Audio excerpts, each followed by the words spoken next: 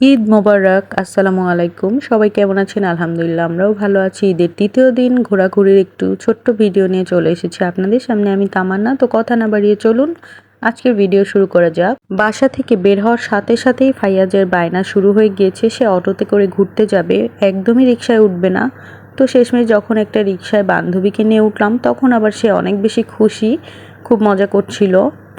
আর আমার প্রাণের শহর বাগেরহাটে যখনই আমি বান্ধবীদের নিয়ে রিকশায় উঠি তখনই আমার মন ঈদের আনন্দে ভরে যায়।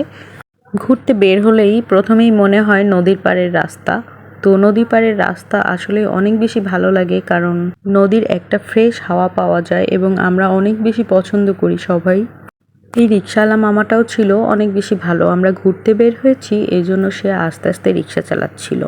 তো শেষমেশ নদী একদম পুরোপুরি উপভোগ করার জন্য চলে আসলাম পৌর পার্কে, যেখান থেকে নদীটা অনেক সুন্দরভাবে উপভোগ করা যায়। এখানে কিছুক্ষণ হাঁটাহাঁটি করলাম, সবার সঙ্গে একটু গল্প টল্প করলাম। করার পরে এখন মনে হচ্ছে যে না, এখন আমাদের নৌকায় ঘোরা উচিত, না হলে তো নদীর ফিলটা আসলেই পাবো না। তো কোনো নৌকাই পাচ্ছিলাম না। শেষমেশ অনেকক্ষণ দাঁড়িয়ে থেকে একটা নৌকার দেখা পেলাম। আর এখানে আমার বান্ধবীর বেবিরা এবং আমার বেবি খুব মজা করছে, তারা নৌকায় ঘুরবে এজন্য। তারা বসে নৌকার জন্য ওয়েট করছে। দেখুন ওই পার থেকে কখন নৌকা এপারে আসবে, ততক্ষণ তারা মজা করছে এবং ওয়েট করছে। পুরো সময়টা ভাই বোনেরা মিলে তো খুবই মজা করেছে এবং আমরা বান্ধবীরাও খুব এনজয় করেছি। এরপরে নৌকায় উঠলাম। নৌকায় উঠে ফাইয়াজ আর আমি বসলাম একদম নৌকার মাথায়। নৌকায় ওঠার পরে সবার মন আরও বেশি ভালো হয়ে গেল। সবাই মিলে অনেক বেশি মজা করা শুরু করলাম।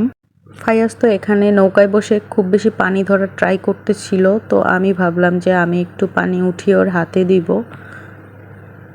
আগে একটু ভিডিওটা করে নিচ্ছি, তারপরে চেষ্টা করব একটু পানি উঠানোর। ফাইয়াজকে বলছিলাম যে বাবা ক্যামেরার সামনে একটু হাসো।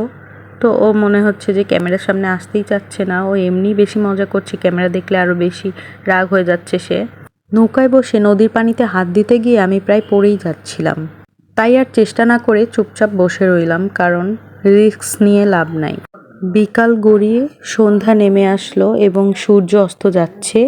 ভিডিওতে সূর্যটার কালারটা এত বেশি বোঝা যাচ্ছিল না। আমরা যখন নৌকায় উঠেছি একদম লাল টকটক করেছিল সূর্যটা, এত বেশি সুন্দর ছিল, সবাই আমরা উপভোগ করছিলাম।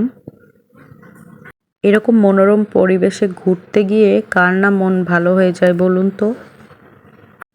নৌকা থেকে নেমে আবারও পৌর পার্কের দিকে চলে যাচ্ছি। এখানে আবার অনেক দিন পরে একটা বান্ধবীর সঙ্গে দেখা হয়ে গিয়েছে। তো ভিডিও ক্লিপসটা নিয়ে নিলাম বান্ধবীর। আরও অনেকের সঙ্গে দেখা হয়েছে, তো সবার ভিডিও ক্লিপস নিতে আসলেই খেয়াল ছিল না। এরপরে অনেক বেশি গরম লেগে গিয়েছে, এবার একটু আইসক্রিম খেয়ে নিলাম। তারপরে বাচ্চাদের এবং আমাদের জন্য চলে যাচ্ছি রেস্টুরেন্টে আইশো কুটুমে। রেস্টুরেন্টের ভিতরে গিয়েই আরও এক বান্ধবীর সঙ্গে দেখা। ঈদের সময় সবাই তার পরিবার পরিজন এবং ফ্রেন্ডসদের নিয়ে এখানে আসবে, এটাই স্বাভাবিক। সবাই যার যার মতো করে ঘুরছে, আর এখানেও ছিল পর্যাপ্ত ভিড়। সব কিছু উপেক্ষা করে আমরা এখানে স্পেস পেলাম এবং এখানে বসে পড়লাম। বাচ্চারা তো খুব মজা করছে এবং খেলাধুলা করছে। খাবার অর্ডার করলাম এবং অনেকক্ষণ আমরা এখানে আড্ডা দিলাম। শেষমেশ খাবার পৌঁছলো আমাদের হাতে। তো খাবারের টেস্টটা ছিল অসাধারণ। এখানে চিকেন কারি আর লুচি নিয়ে নিয়েছি আমরা। সবচেয়ে যে জিনিসটা ভালো লেগেছে সেটি হলো সুপারির গাছের পাতা দিয়ে তৈরি করা প্লেট এবং বাটি। আসলেই অনেক বেশি নজর কেড়েছে এগুলো। এরপরে বান্ধবী তার বাসায় নিয়ে গেল। পুরো 1 বছর পরে তার বাসায় গেলাম। ফাইয়াজ সেখানে গিয়ে বোনদের সাথে অনেক বেশি মজা করেছে। এখানে বসে 3 বান্ধবী মিলে আরও অনেকক্ষণ আড্ডা দিলাম। বাচ্চারা খেলছে তাদের মতো করে, আর আমরা আমাদের মতো আড্ডা দিয়ে যাচ্ছি। সময় যে কোথা থেকে চলে গেল 4-5 ঘন্টা নিজেরাও টের পাইনি। আসলে মনে হচ্ছে যেন 1 ঘন্টা হয়েছে মাত্র। বান্ধবীর হাজবেন্ড কুয়েত থেকে অনেক চকলেট নিয়ে এসেছে, আর বান্ধবী সেগুলো দিয়ে আমাদের আপ্যায়ন শুরু করলো। আমরা সবাই মিলে অনেক চকলেট খেলাম এবং ফাইয়াজের জন্য বাসায় আবারও অনেকগুলো চকলেট বান্ধবী দিয়ে দিল।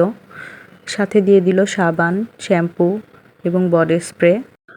তো আজকের ভিডিও এই পর্যন্তই। সবাই সুস্থ থাকবেন, ভালো থাকবেন। দেখা হবে নতুন কোনো ব্লগে। আল্লাহ হাফেজ।